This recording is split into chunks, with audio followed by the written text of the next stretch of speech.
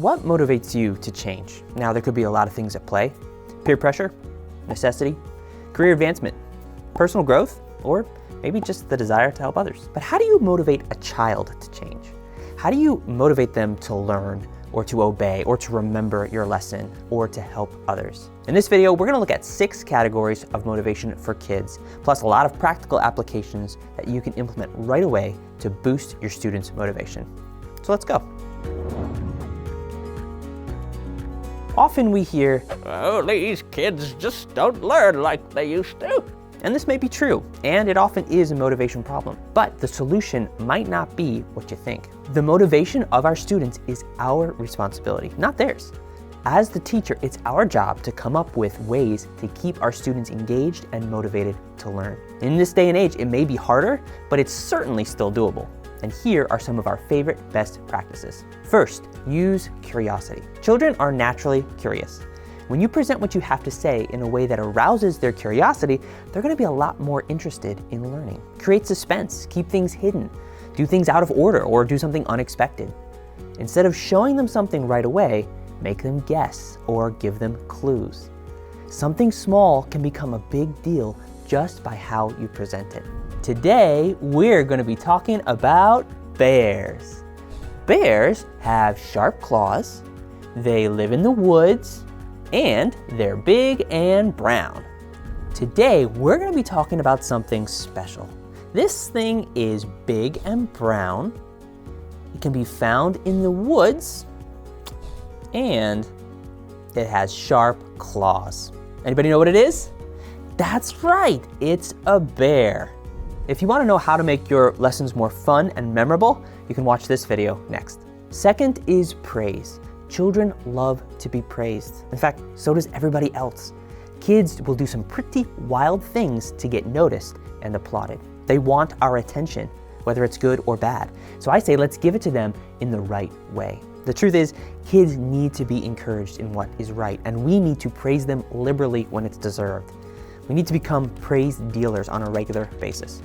A practical idea would be to highlight any good thing, no matter how small it is, and make it a big deal to the group. Show them that this is what you want to see every time. And when you make it clear how their right behavior pleases you, it's amazing how often they will rise to the occasion. You can check out this video on how to give praise correctly. Next is competition. Kids love competition, especially boys. Girls are usually a bit more socially aware, and so they'll want to have a relationship and please you as their teacher, which goes back to praise. Boys also respond well to praise, but they're also a lot more prone to physical things like roughhousing or running around. So instead of squelching those desires, you can use them to your advantage and the betterment of your class. And when you use competition, it gives the activity you're doing a lot more weight, and it's a great way to teach them things like good sportsmanship, being a good winner or a loser, and how to control behaviors and emotions. You can have your group compete for who is the fastest to line up, or to get ready, or to clean up their spot, or to pay attention, or to answer a question. Basically, anything can become a game if you do it right. Another option, if you're working with a bigger group, is to pit one side against the other.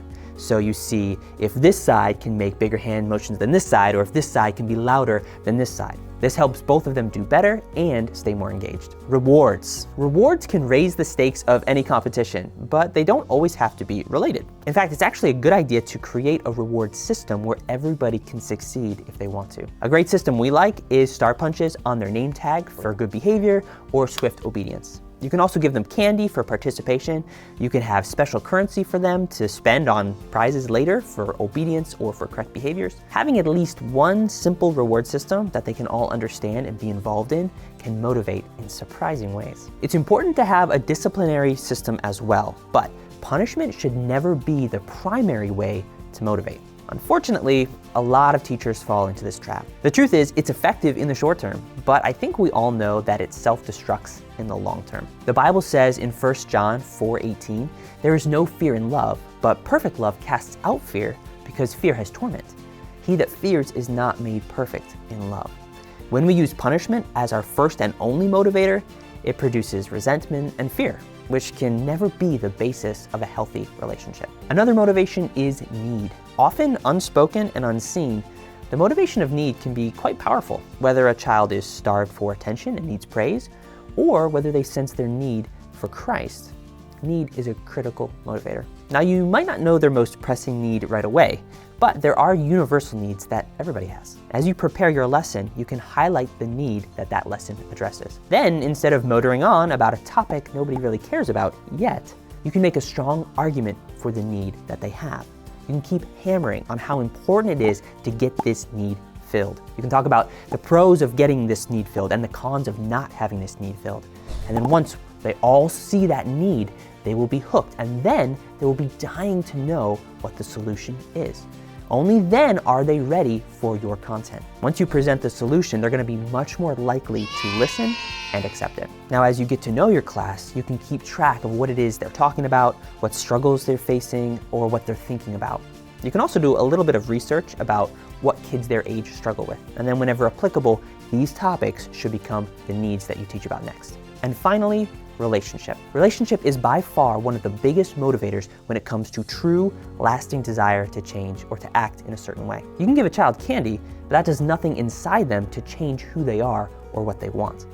But when there's a deep, genuine relationship, a child will go to extreme lengths for somebody who truly loves them, and thus showing love in return. Maya Angelou had it right when she said, "People will forget what you said, people will forget what you did, but people will never forget how you made them feel." Our motivation should never be to manipulate a young child's emotions, but to love them deeply as Christ's body, and then to encourage them to pursue what's right, ultimately introducing them to Jesus. And while the other practices are very effective in the short term and should be used, building a loving relationship throughout is going to outlast all the other temporary motivations in the long run. Some ways to cultivate a relationship with your students is to get to know them by asking good questions.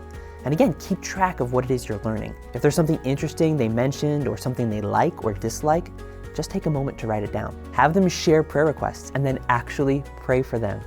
Set an alarm once a week and then pray for them and their needs. And then, if appropriate, ask about how things are going in those areas. Look for ways to serve them and make them feel special by using the things you've learned about them. Everybody loves to feel special. Show your love through enthusiastic greetings, smiles, encouraging words, high fives, focus time, and so on. And be consistent yourself. Practice integrity. Honor your promises and practice what you preach. Ask forgiveness when you mess up, and be the same person with them as you are everywhere else, because they might see you somewhere else, and nobody likes a fake. Our job in children's ministry is not to just fill their heads with what we think is important information. Our job is to show them Christ by how well we love them. When we make that our focus, that becomes the greatest motivator of all. Check out the video I mentioned before about making your lessons more fun and memorable.